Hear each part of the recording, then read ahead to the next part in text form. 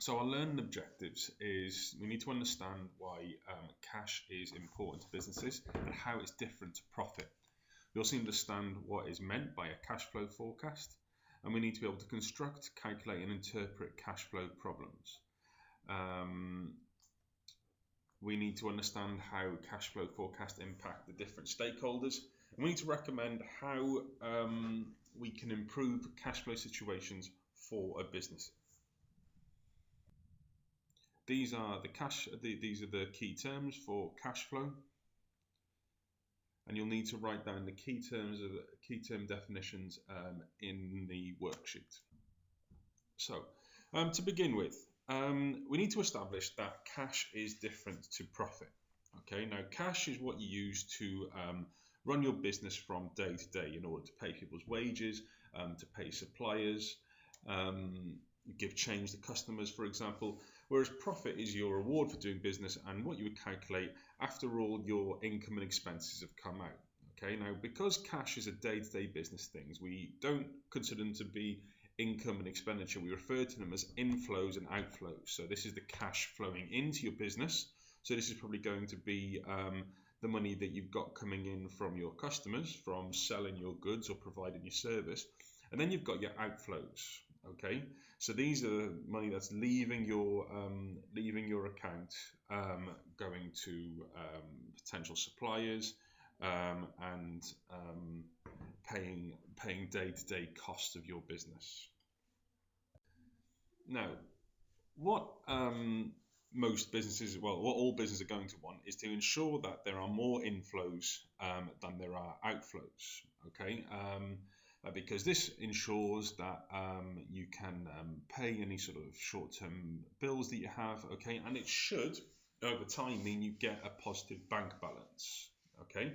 Now, one of the main reasons that a lot of new businesses fail isn't because they're not profitable, it's simply because they haven't got cash at a certain time to maybe pay suppliers in order to operate, okay. So maybe at the end of the year they would potentially be profitable, but maybe during certain points during the year, they are unable to pay their suppliers and ultimately not run their business, okay? And that can be down to a multitude of reasons. It can be potentially maybe having more outflows, having more costs than there are inflows at that certain time.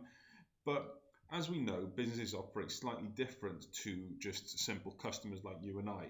Now, if you're selling your products or services to other businesses, they will often have a certain amount of time that they can pay.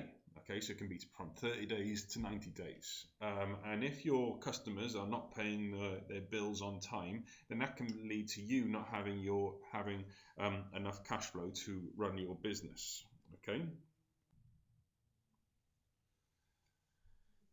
So as I said previously, what you want to try and do is receive your inflows as quickly as you possibly can do, okay, in order to ensure that you can pay your outflows, okay, so you can be able to provide materials and pay wages, okay. So an important aspect of a cash flow is the timing, okay, so when we study cash flows, we often look at it month to month in order to ensure that we have enough cash in order to run our business effectively. Okay. Again, this slide is probably reasserting some of the stuff that we've already covered, but it does make another valid point that it's important for business not to have too much cash, because it means it's not really acting as efficiently as it can do, and it should be maybe reinvesting in developing its business, and so on. Okay. So, what businesses produce, and they produce them for many different reasons, okay, all right, is something called a cash flow forecast. Now, the word forecast, you've probably seen it before in a weather forecast, is that it's a prediction of what is likely to happen, and most businesses produce them for a period of 6 to 12 months, okay, and they try and make sure that they're careful with it, and they try and make it as realistic and reliable as possible, so they can try and predict what potential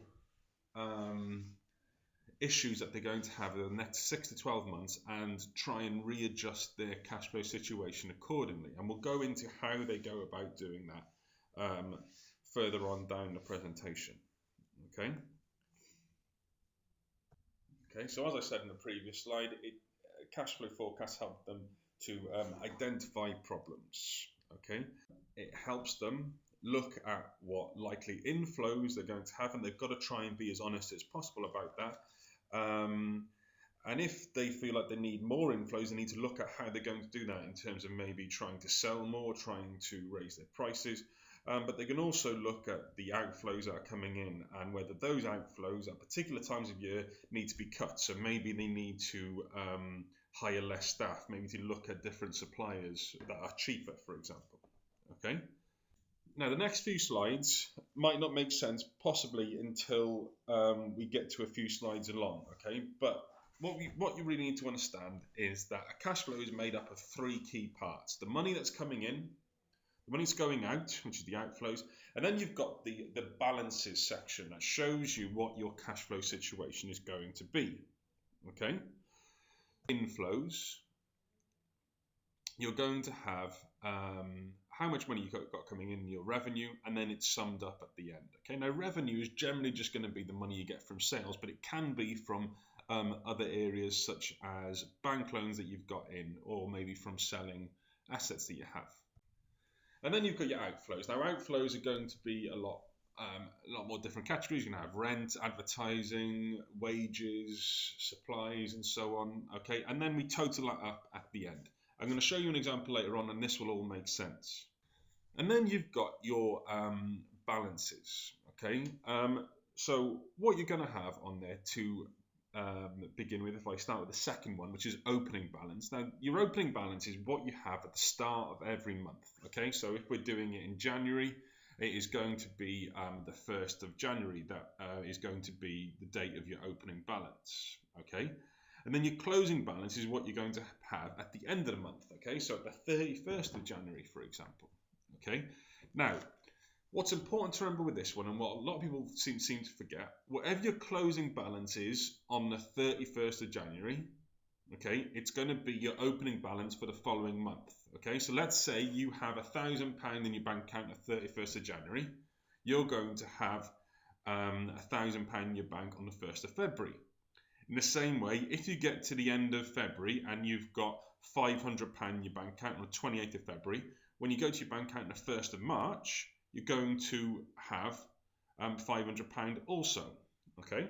So that's how we need to understand the closing balance and opening balance, okay? Your opening balance is the same as the closing balance from the previous month, okay? Now, your net cash flow is the only time you're going to do a calculation, okay? Now, this is your total revenue, okay, so you're going to add up all your inflows, and then you're going to take away your total outflows, okay, and I'll show you an example of this later on. But essentially, if you've got an opening balance on the 1st of January of £1,000, okay, now if during the month, okay, your total revenue that you've got coming in is £1,300, okay, but you've got an expenses of £1,100, okay, so that means that you've got 1,300 coming in, 1,100 coming out, okay, so we need to look at the difference between that. So we know that you have £200 more inflows than you do outflows, because that's 1,300 take away 1,100, okay. So what we have then is we have an opening balance of 1,000. We have made £200 cash in a day. So that leaves us with a closing balance of 1,200. Okay. Again, I will show you an example of this to show you further on down the line. Okay, so this is what a cash flow looks like. So as I previously said, okay, you have got the revenue section at the top, okay, so you've got the sales and then you're going to total it up, okay.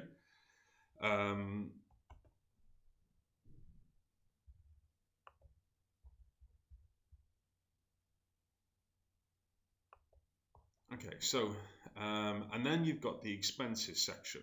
Okay, so you total up your expenses, okay, and put them here.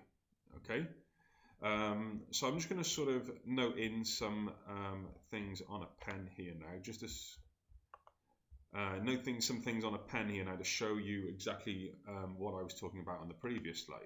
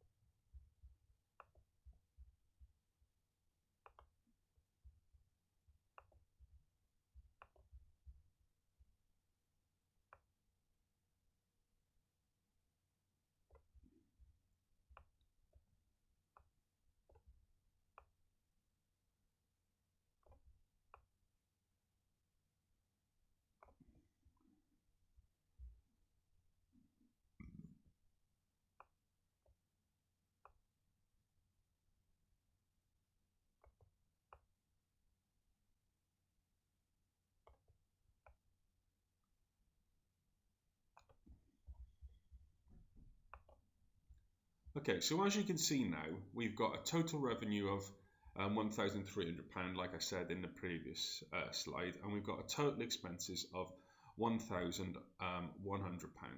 Okay, and the other information that we have is we have an opening balance of 1,000.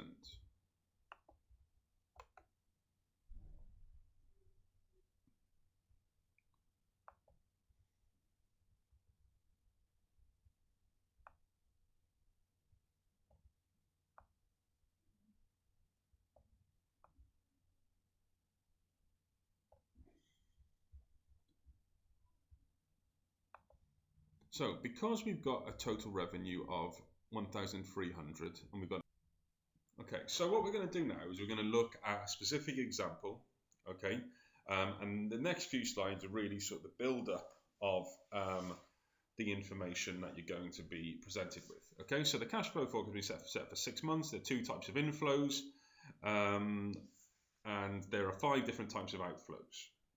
Okay. Now, when you enter into cash flow, we need to make sure that the various things that is entered in the correct column.